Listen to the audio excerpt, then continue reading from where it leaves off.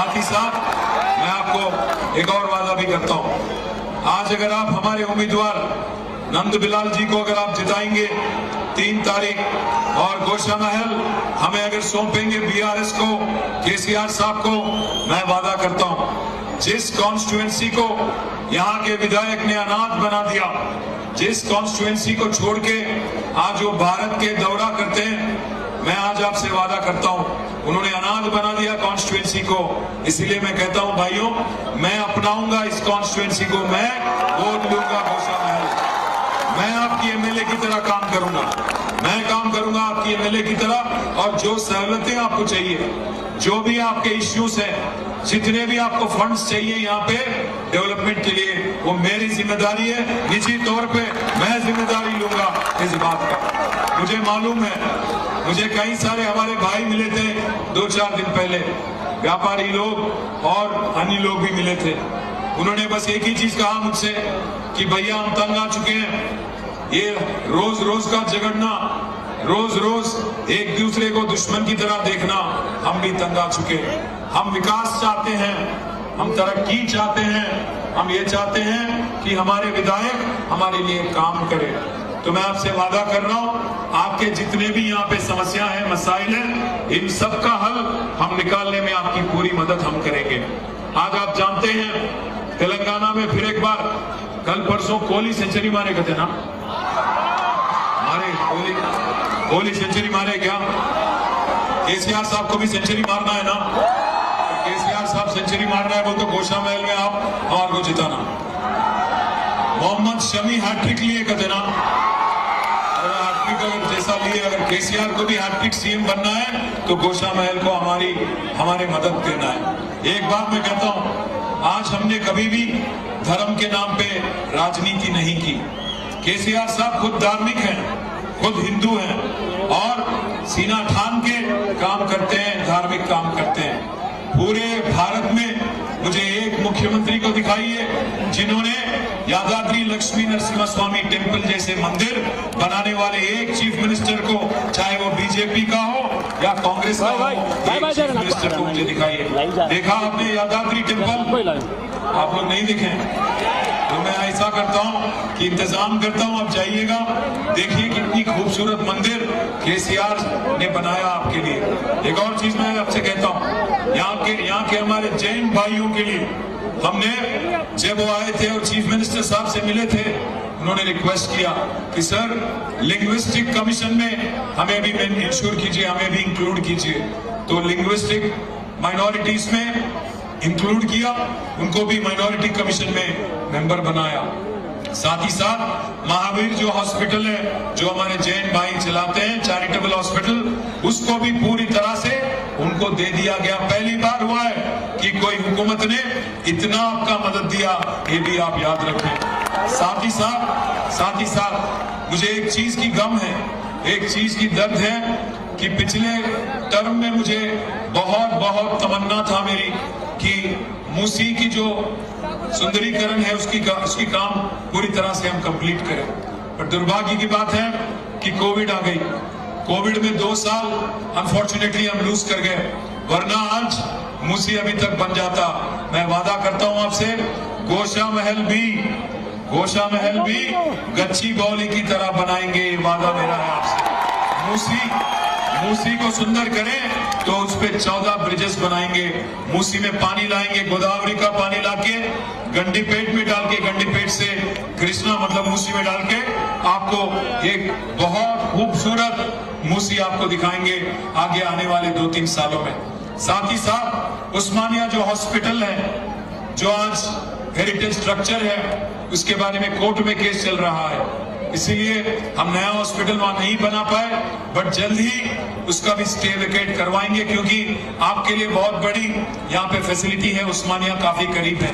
इसीलिए मैं कहता हूँ उस्मानिया भी बहुत खूबसूरत हॉस्पिटल है, बहुत खूबसूरत इमारत है, उसको भी पूरी तरह से रिस्टोर करेंगे, शानदार बनाएंगे, आपके लिए एक जबरदस्त हॉस्पिटल यहीं पे आप ही के पास में बनाएंगे।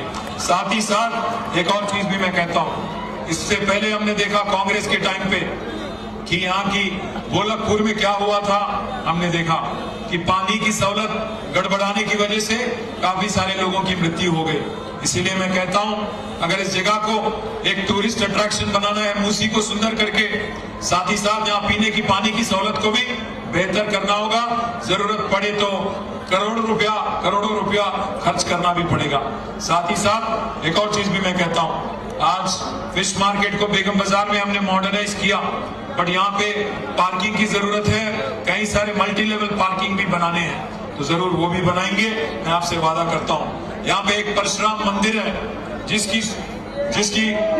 जिसको सुंदर बनाना है।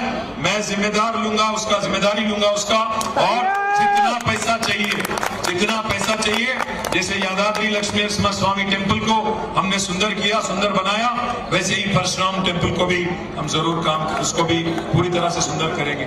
और एक और चीज भी आपसे कहना चाहता हूँ, आज यहाँ के विधायक को अगर हराना है, यहाँ के विधायक को अगर घर भिजाना है, तो भी आज वो कांग्रेस से नामुमकिन बात है। कांग्रेस पार्टी ने किसको टिकट दिया यहाँ पे, वो कौन है उम्मीदवार, किसी को नहीं मालूम। न लोकल है, न जान न पहचान, बनने आ गए मेहमान। आज पता नहीं कौन है वो, आज आ गए ऐसे ही। और आज मुझे तो लगता है दोनों की मैच फिक्सिंग है, कांग्रेस और बीजेपी की। मुझे लगता है दोनों की मैच फिक्सिंग है कि बीजेपी का जो उम्मीदवार है, बीजेपी का जो एमएलए है, उसको जिताने की एक साजिश आज कांग्रेस कर रही है यहाँ पे, एक डमी कैंडिडेट को टिकट देके। मैं पूछना चाहता हूँ भाइयों, कभी देखा है कांग्रेस कैंडिडेट को आपने कभी इससे पहले? नंदू भाई को देखा है इससे पहले? नंदू भाई तो यही के हैं, आप ही के हैं, और कोविड के टाइम पे उन्होंने ट्रस्ट के जरिए काफी काम भी किया हुआ है, पार्टी के लिए भी बहुत काम किया नंदू भाई ने। इसीलिए केसीआर साहब ने आज नंदू बिलाल को टिकट दिया। मैं आप भाइयों से बहनों से एक ही चीज बोलता हूँ, मैं फिर एक बार एक ही चीज बोल रहा हूँ, मैं बोलना तो बहुत कुछ चाहता हूँ, मैं काफी कड़ी निंदा भी कर सकता हूँ मोदी की और बाकी लोगों को भी, पर मैं ये नहीं कहूंगा, मैं राजनीति ज्यादा नहीं करूंगा, क्योंकि मुझे मालूम है आपकी दिलचस्पी, आपकी इंटरेस्ट आज अगर किसी भी चीज में है तो विकास में है। आपकी इंटरेस्ट है गौशा महल की तरक्की में और गौशा महल के अच्छे दिन। मोदी साहब कहते आए अच्छे दिन। मैं हमारे बहनों को यहाँ कहने वाला हूँ, मोदी साहब बोले अच्छे दिन, पर क्या करें आप, 400 रुपया वाला सिलेंडर 1200 कर दिए।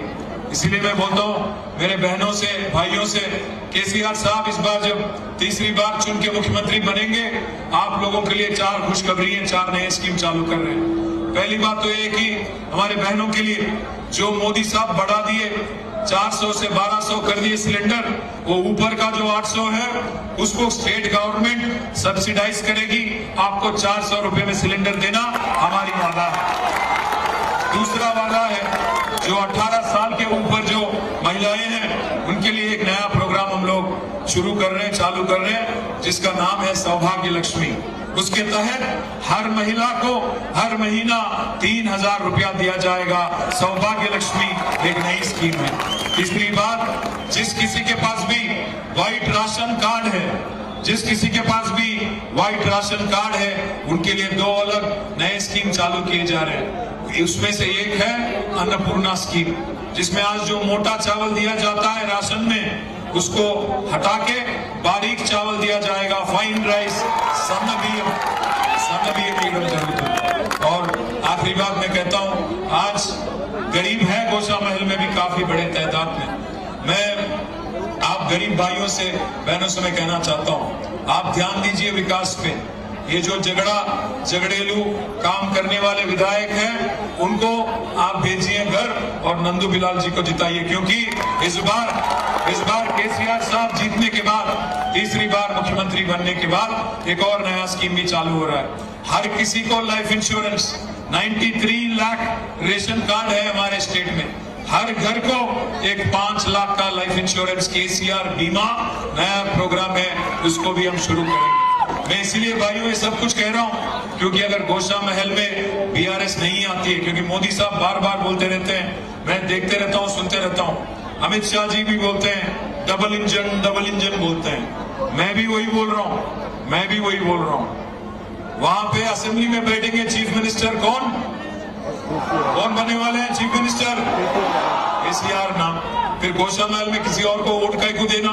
यहाँ पे अगर एक और इंजन हमारे को दे दिए, डबल इंजन बन जाता। ये एक इंजन हमारा चीफ मिनिस्टर जो है इंजन बनेंगे, double engine growth. Double engine बोलते हैं ना बीजेपी वाले, मैं भी वही बोल रहा हूँ। डबल इंजन अगर रहेंगी यहाँ पे गोशामहल में, अगर बीआरएस का एमएलए है और